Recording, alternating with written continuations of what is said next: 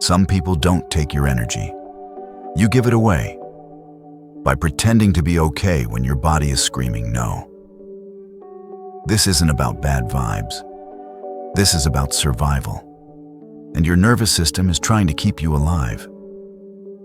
You leave certain conversations and you feel like your soul is missing. Not because something happened, but because everything inside you shut down. And that reaction has roots. In this video, we're not just talking about energy vampires or toxic people. We're going to expose the real reason you feel drained around certain people. Even those you think you love, trust, or should feel safe with. This goes deeper than surface-level self-help. We're talking about your biology, your past, your subconscious, and how it all reacts to people in real time. You might not be aware of it yet, but your body has been keeping a record. And the fatigue you feel around certain people isn't about being too sensitive. It's about the cost of suppressing yourself to survive social interaction. If you constantly leave certain conversations or rooms feeling exhausted, disoriented, emotionally numb, or quietly resentful, this video is for you.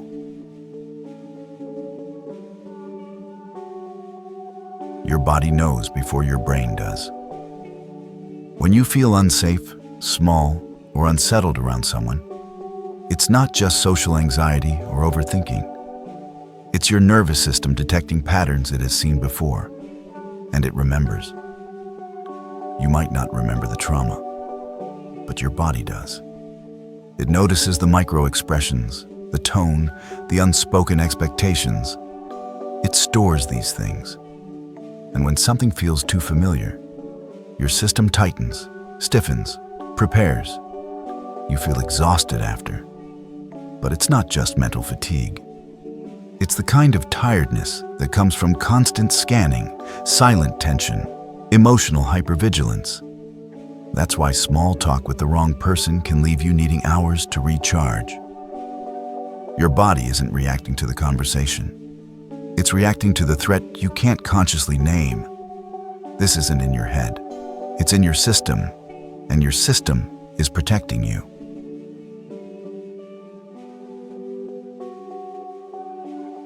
Some people don't speak in words. They speak in control. You know the type. When you're around them, your spirit contracts. You start second-guessing your words, your tone, even your existence. It's not always malicious. In fact, most of the time, it's unconscious. But just because they don't mean to manipulate doesn't mean your body doesn't feel it. You shift into hyper-awareness.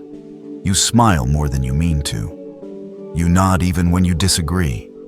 You're performing safety, not feeling it. And that performance is expensive. It drains the very energy you need to feel alive. Your body keeps the score. Tight shoulders, shallow breathing, that strange sudden fog in your brain, that overwhelming urge to retreat or stay quiet. These aren't random symptoms. They're the body's way of saying, something here isn't safe. It's a nervous system response to subtle power dynamics. When your truth threatens the equilibrium, and your body silences it to survive. You're not being fake. You're being adaptive. But even adaptive patterns cost something. Vitality, clarity, authenticity. And the longer you keep hiding just to keep the peace, the more your spirit starts whispering, this isn't peace. This is prison. And yet, you blame yourself. You wonder if you're too sensitive, too reactive, too much. But sensitivity isn't weakness. It's data. Your nervous system is wise. It detects what your mind hasn't put into words yet. That drained feeling? That's not imaginary. That's your body telling you there's a hidden power play at work. The sooner you trust that signal, the sooner you start choosing environments where your energy doesn't just survive, but returns to you.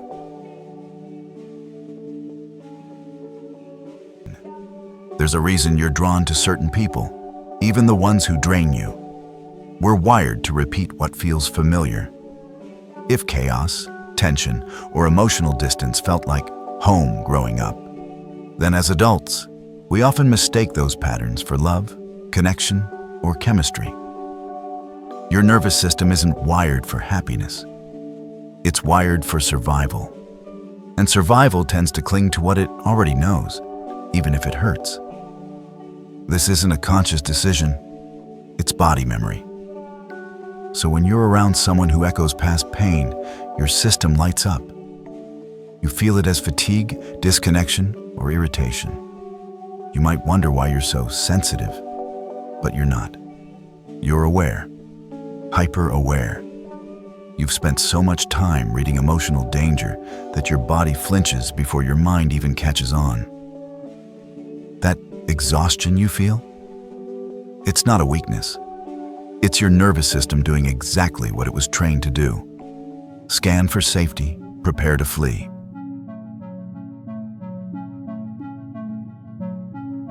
When you're around people who expect a version of you that isn't real, you perform. You smile when you don't want to. You nod when you disagree. You shrink yourself to keep things easy. But that isn't connection. It's performance. And each time you override your truth for their comfort, you chip away at your energy. At first, it feels like politeness. Then it becomes fatigue.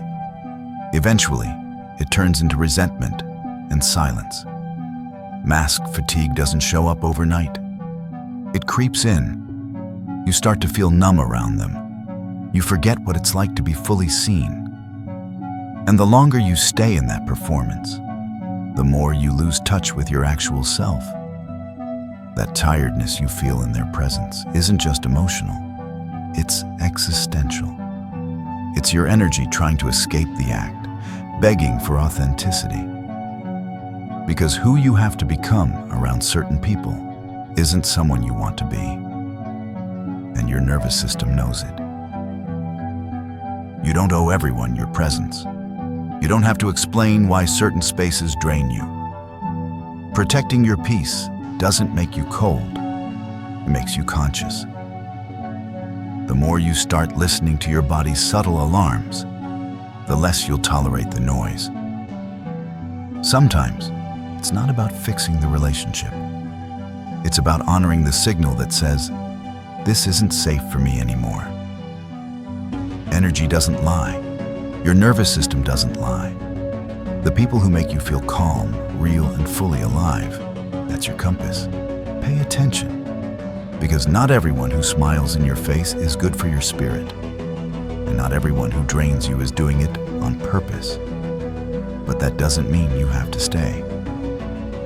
Walking away isn't drama. It's self-respect. If this video hits something deep, like and subscribe to Dark Honey. We go beyond surface-level advice and speak to the part of you that remembers who you are. Drop a comment below. Who in your life do you feel completely yourself around? Check the description for hand-picked books and tools that help you decode energy, reclaim your identity, and stop bleeding power in silence. Stay sharp, stay aware, stay untamed. This is Dark Honey.